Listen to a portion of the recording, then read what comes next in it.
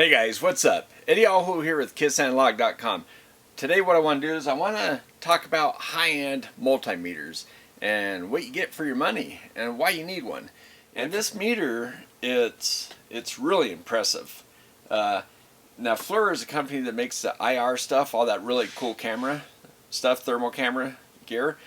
Alright, let's go to DC voltage. I've got my power supply turned on. Okay, I'm up at 21.7. Let's say this was supposed to be a 24 volt battery. We want to see how long it takes to discharge to what, 21.3? But instead what we could do, right over here I'm flashing, that's how it kind of comes up. So come over here to the relative, the delta mode, and push that and see how we get the zeros. So then what we can do is we can say, okay, let's go ahead and it shows me up here what my voltage is where I am right now. But now watch, if I drop down a little bit, you see how the negative sign came up and I've dropped 0.383 volts. So that way I can keep track of what's changing, but I can also remember where I started. So this relative mode is really actually handy. Now let's say we're charging it. So, okay. Now look, we charged 0.66 volts. It's plus now. And we started off at 21.7. And so to get out of that, we just push that and we're back out. Now the other thing I want to show you is if I come back over here in the center one, look at all these decimal, all these digits I have. Now I'm back at 4,000 count, but if I want to be 40,000, go back to that mode. Pretty cool. And the other thing I want to show you is that once you get up over, watch what happens, where's it going to happen? Right after you get over 30 volts, you get your high voltage warning light. So that's pretty neat. Now watch, we can go all the way up to, what, 40 volts before we drop down a spot. Oh, there we go. So it just dropped down a spot.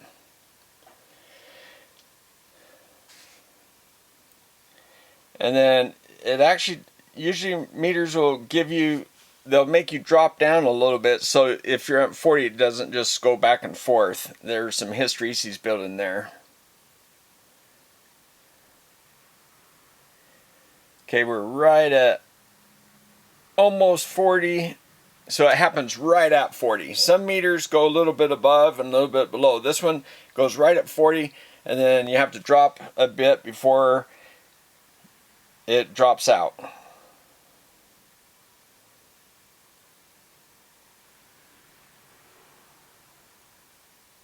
It looks like 36 volts. It drops back down. Alright, so now I've got my generator plugged in right here. And look at this. I've got 1 volt DC. So, okay, 1 volt. We're good to go. Wait, hold on a second. Let's check something out. Ah, look, DC plus AC, 1.4 volts. Ah, there's some ripple on my DC. I go to AC, and look, at 2 kilohertz, I have 1 volt. 1 volt RMS. 1.01 volts, I guess, right? Pretty cool stuff, right? Now let's go to decibels. Okay, there's our dB up here. 1 volt is 0 dB. Alright, now look, I'm dropping my AC signal down, and look, it's dropped down 0.7 volts, which is 3 dB. Pretty nice, right? Well, that's easy. We know 0.7 is 3 dB, but what if you're 0.6? How many dB is that? And if you're 0.8, how many dB? So it's just kind of nice having the decibel function, right? So that dB feature I like. When you're doing filters or audio stuff, it's handy. Okay, there's something else I want to show you.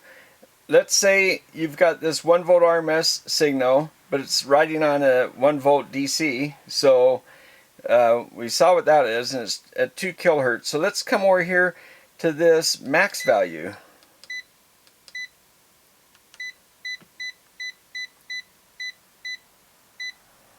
And it gives you our max RMS value is 1. It's like, well, okay, I want to really know what the peak value was. So you go, oh, okay, I wanted peak, not max. Oh, see, there's my 2, but also this is RMS, so the peak of 1 volt is 1.4, plus my 1 volt DC is 2.4. Now I'll turn off my DC and watch. Okay, now I've got to reselect it because it captures it. It's automatic hold, so it automatically captures and holds it. There we go. And you see, you get that beeping tone to tell you that it's being updated. Pretty cool stuff, right?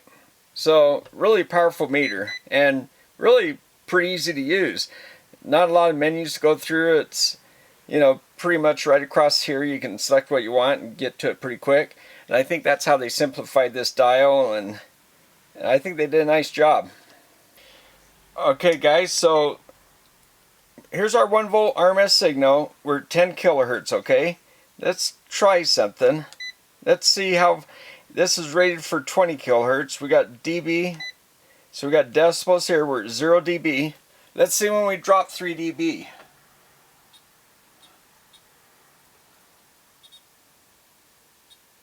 Okay, we're starting to drop. There's 3 dB. That's pretty darn close, right? Pretty neat function, that dB, right? Okay, let's go back to hertz. That's interesting.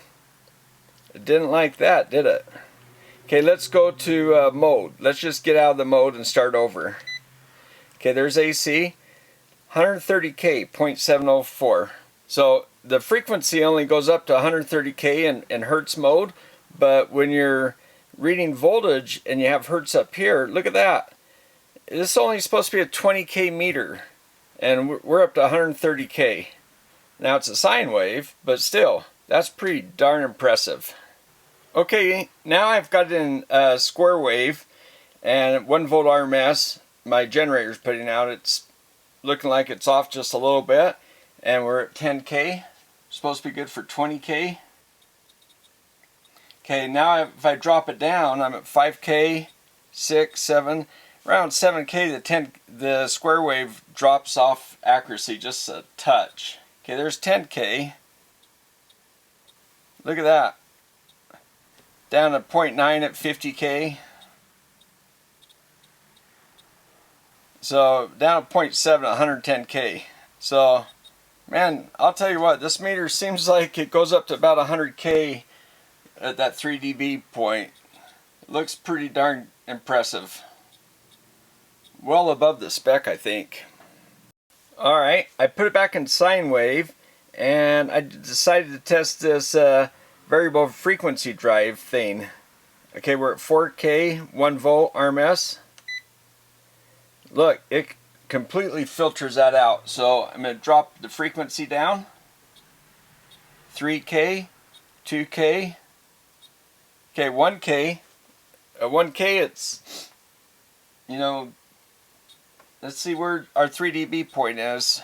Well, somewhere around 800 hertz. So yeah, it's designed to read 60 hertz or even 400 hertz, which is somewhat common generator, but generators don't generally run over 400 hertz, so that's pretty nice. Let's go down 400 hertz and see if we're rolling off. Nope, 400 hertz gives a good reading. That's a pretty nice feature. Alright guys, so now what I'm doing is I've got my so what I've got is the voltage coming in from the generator running over to my load bank, and then going through the load bank coming back here. So what I'm doing is I've got this in low Z mode. See, if I'm here, I got 1 volt coming from the generator. That's high impedance, right? But now if I go to this low Z, I didn't know how to test this, but I thought, well, if I run the signal in series with my load over there, and if I drop the voltage in half down to 0.5, then that should mean half the voltage across my load bank. There we go. So I just moved my, so I'm at 3.67K. Alright, let me measure that to make sure. But I think that means that low Z has about 3.6K. So what I'm doing is I'm moving my negative lead over to the red. So now I'm reading my positive one's in the load bank, and this red one goes to the other side of the load. And let's go up to ohms. There we go. So it's about, so I think that's, we have about that equivalent resistance in the meter for the low Z. So around 3.6K, I'd guess. And that would be good when you're taking a reading on a line that, a ghost voltage or phantom voltage, where you have a voltage that's induced on some cables that's not really there. And I think that's why they put it right off the off button, because the people that use that, probably that's what they're doing mostly, is just going right to that. So it makes sense. And then if you notice, most multimeters, off of the off button is the AC or DC voltage, because that would be the least damaging thing to the meter to go from off to on. You should put the meter in the right position before you apply your leads to your test circuit. Check this out. This magnetic thing that comes with this can hold a lot of stuff. I mean, it is strong. It's pretty cool they just give you that with the meter. I mean, it can't cost that much. I think that's just a nice touch. I mean, you're buying an expensive meter that's meant for industrial uses, Cat 3, Cat 4 rating, independent agency tested. Of course you're going to want one of these. If you're an HVAC guy, if you're Eddie Aho at home and reading your air conditioning voltages, it's nice to just stick that on top of the air conditioner and have it hold it for you. Alright, let's go over to capacitors. Let's read this big old capacitor bank. Nanofarads. Now these are 10,000 microfarad caps. There's 4 of them in a bank. So let's go over minus on the outside.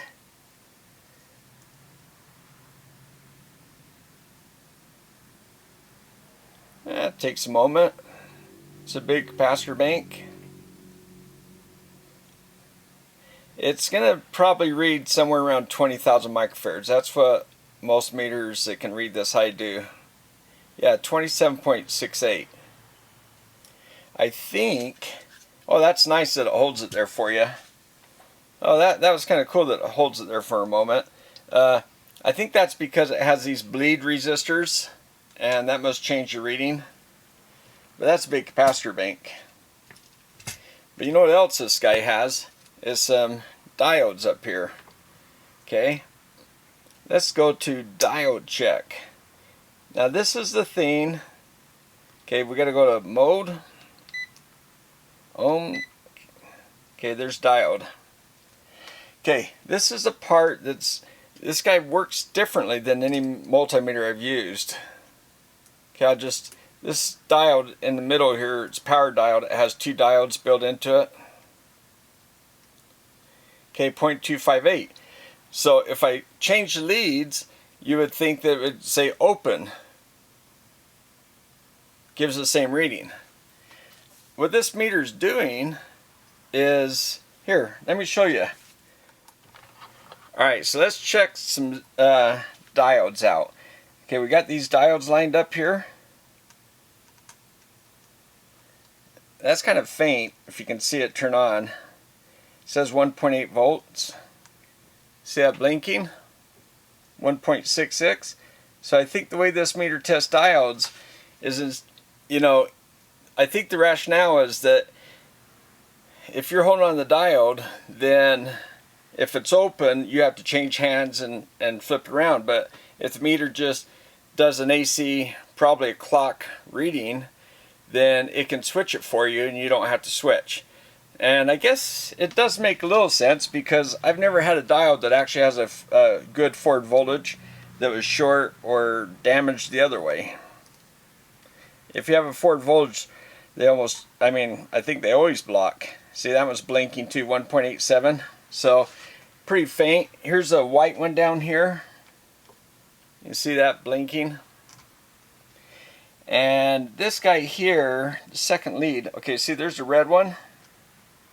Doesn't matter if I flip it around, still get the red. So let me just move. It's a little convenient because you don't have to sit there and swap leads around.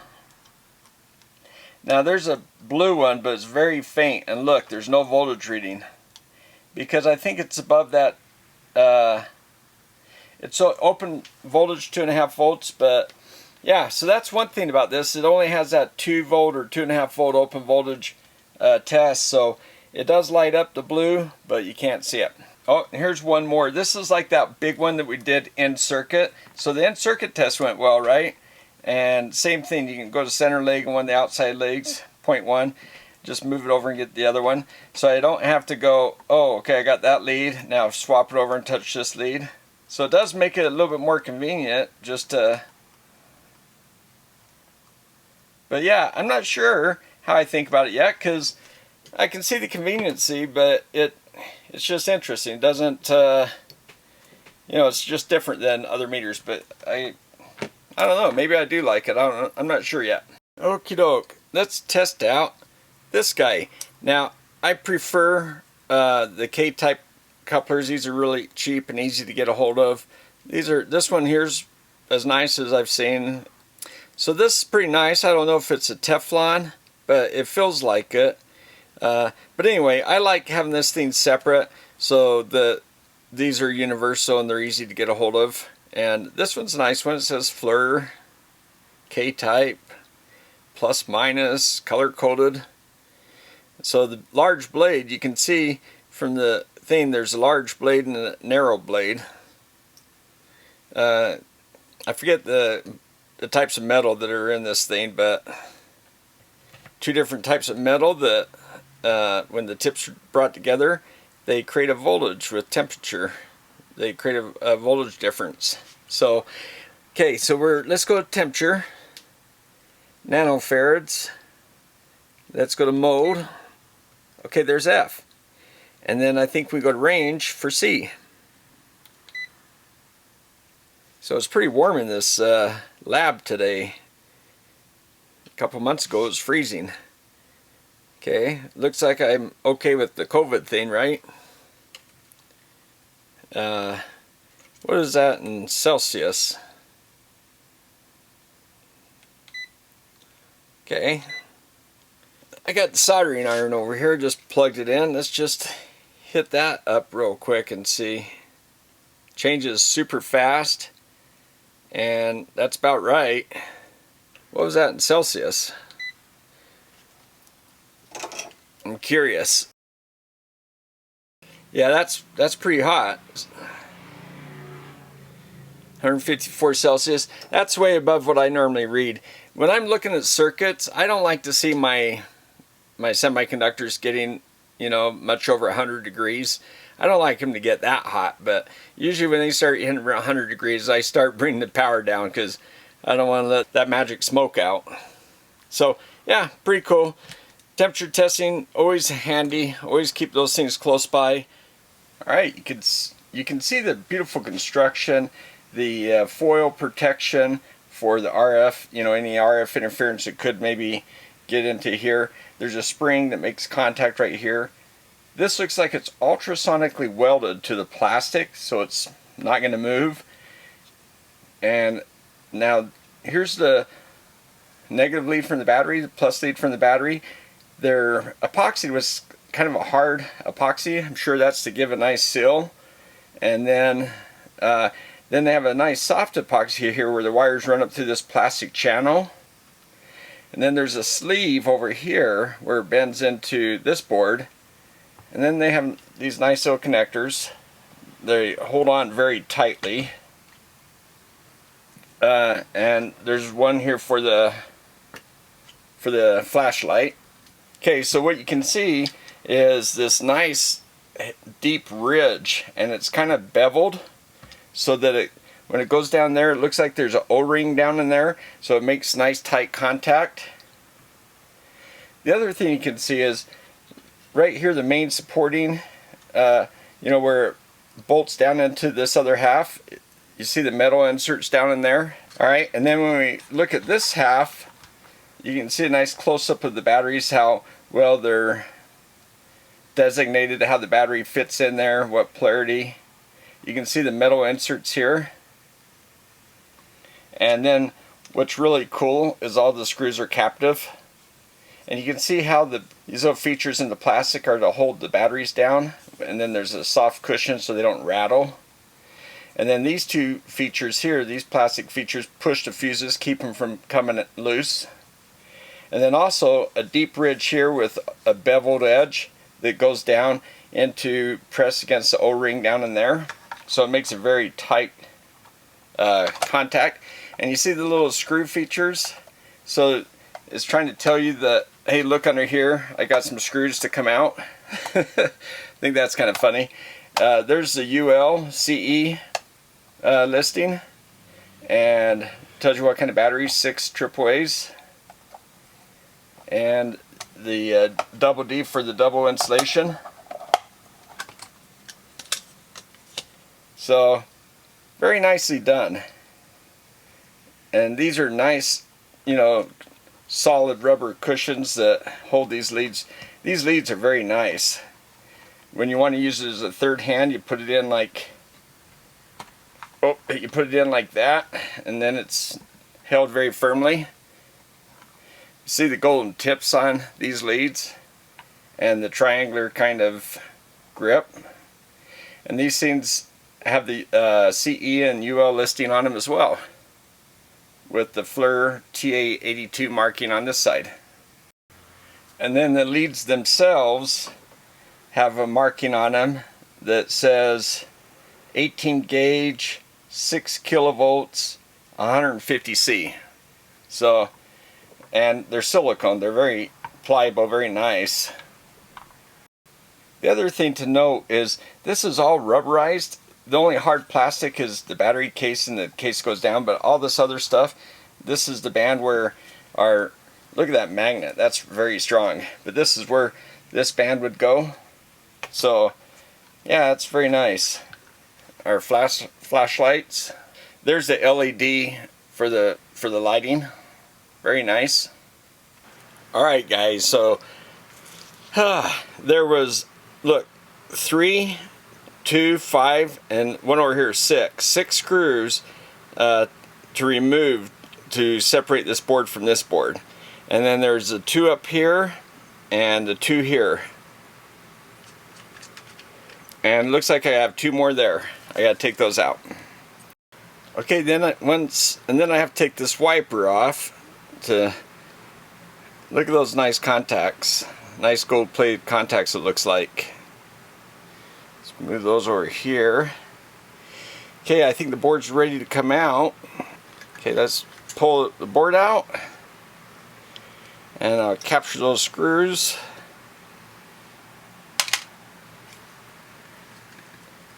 There we go, there's the board.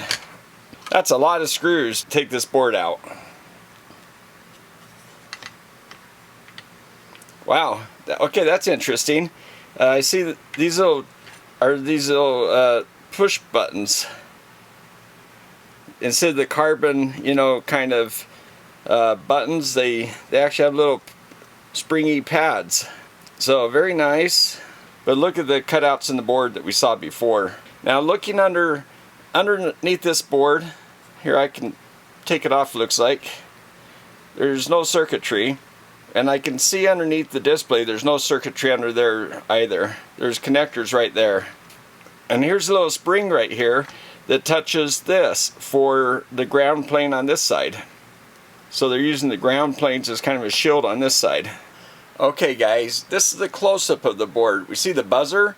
We see the part where the Bluetooth would be if I had that 93 version, which I recommend getting that, especially since it's on sale now. And here's the chip to run the display. Here's a processor with a crystal sitting next to it that I'm not sure what that's doing, but there's some ADD chips over here, some op amps up and through here. And then we come down to the main chip for the DMV. That's been around for a little bit, I think, but I think that's a good chip right there. And it has a little crystal for itself. And then you see the tantalum capacitors I referred to before, the black guys with the stripe. Those are more expensive than aluminums, quite a bit more expensive. That's why aluminums are used on cheaper or less expensive multimeters, I should say. And these white guys are the poly caps. Here's a spring to, you know, take this, and they put it next to, you know, a quiet area on the chip to try to ground any RF stuff that shield might pick up. And then you see these resistors, I think there's 10 of them there, and they're probably rated for 200 volts each, so you got about 2,000 volts even though the meter's rated for 1,000 volts. And then look at these nice indicators they have for the pads. And here's the TVS diode protection for the current. And you know, I'm wondering what this white stuff is. I'm wondering if it's some voltage dielectric. They've got lots of slots. I think they've gone way, you know, been very careful with all the voltage. And see these metal standoffs? Very nice. They're not just standoffs, but they transmit the current and voltage down into this other board. Another one over here. And see the big slots in the board? Okay, look, we got 3 good size MOVs, and then we have 2 PTCs here, another 2 here, and another one here. So 5 PTCs. And there's the indication for the flame retardant of the board, the VO.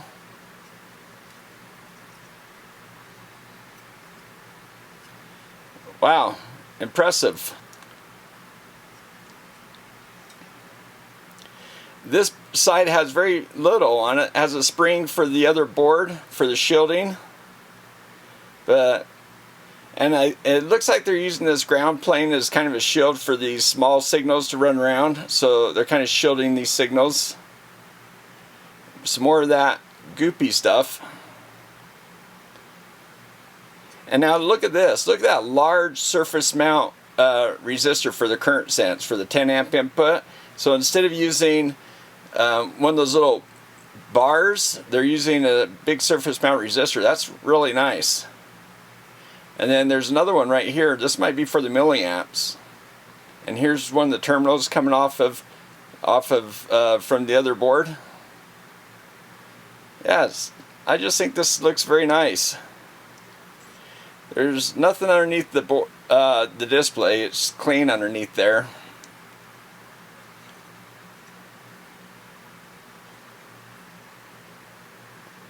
Yeah, and that looks like a blue ceramic capacitor. Interesting that they used a through hole. And yeah, just a nice selection of components, I think. But I like also how they used the silk screen to indicate which one of these pads are which. That's pretty cool on both sides. And you know, there's not as many wiper areas, right? They're large. They're pretty robust. So yeah, I think they were pretty economical on how many they're going to run. So, pretty cool. Okay guys, I'm going to dust out this, blow it out, and the display and all that, and then reseat it. And I hope you'll give me a thumbs up for all this effort it took me to take this thing apart. It's really very interesting though, right guys? And I'm really impressed with the quality of componentry. But yeah, give me a thumbs up and let's put this back together and I'll come back to you. Alright guys, so what do you think of this thing? I think it's a winner. I really like it. I like the feel of it. It is a large meter, but you know, and I do have kind of big hands, but I think it's a winner. I mean, so this guy is definitely something worth looking at, I think. I never did peel off the little thing off the display. He'd probably look a little nicer. I always kind of like to leave them on for a little bit because, you know, I guess a little bit of a protection thing. Especially when they don't start peeling off on themselves. Hey guys, subscribe to the channel if you haven't done so yet. And give a like. The like helps a lot, okay? Hey, it took me some time to take this bad boy apart and put it back together, so no, I appreciate it though. It does help. Thanks patrons, thanks everybody for watching these videos. But you know, one last thing I forgot, in case you're wondering. Yeah, look at those flashlights. Pretty crazy, huh? Pretty bright, I think. Pretty nice. I like it. But you know what? I can tell you what, guys. The diode thing is kind of new. I don't know if I'm mad at it. I kind of like it, I think. Actually, it's quicker and easier. It just never occurred to me that, you know, I've always checked both ways, but I don't think you really have to. It's a lot easier when you don't have to do that. So maybe they got something going there. The manual, by the way, does tell you to do it, you know, the way every other meter does it. So that could throw you off. So that's one thing. The other thing, with any of these high-end meters, especially with flashlights on them, you're going to wear down the battery if you're using that stuff, which honestly, I was playing around with these flashlights a lot, so I think I did suck down the battery on this thing. So yeah, I'm already wearing out the batteries. But you know what? I think these batteries, when they come in a box like that, you don't know how long they've been in the box either. So I didn't really pay attention to the battery life on it when I set it up. And also, I've been having the backlight on a lot too. So, but I think it's a winner. Thumbs up. Way to go, FLIR. Nice form factor, beautiful leads, gold tips. They really did it right. And they provide a temperature probe too. I don't even think you get that with a lot of the Fluke meters. So, $300. By the way, I got this on Amazon for, I think it was $250, something like that, on sale. And also, if I didn't mention yet, the Fluke DM93, the one that has the Bluetooth and the logging capability, you know, more than 100 points or 99 points like this one does, that one is on sale right now for $300. So it's $50 off. So I think I got this for $250, $50 off. But anyway, there you go. Links below. Please use the links. That helps a lot too. I mean, Amazon cut back half of what they used to pay, but still, every little bit helps. I gotta buy meters, right? Alright guys, hey, after this Father's Day giveaway, I'm going to do another one with this Amazon. July 4th, I think is going to be the date. This is the first guy I'm going to add to it. This is a really nice meter, actually. Anyway, really inexpensive. And anyway, I'm going to come up with a few things to give away. There'll be several things I'll give away on July 4th. Yeah, it's giveaway year. Okay. See you next time.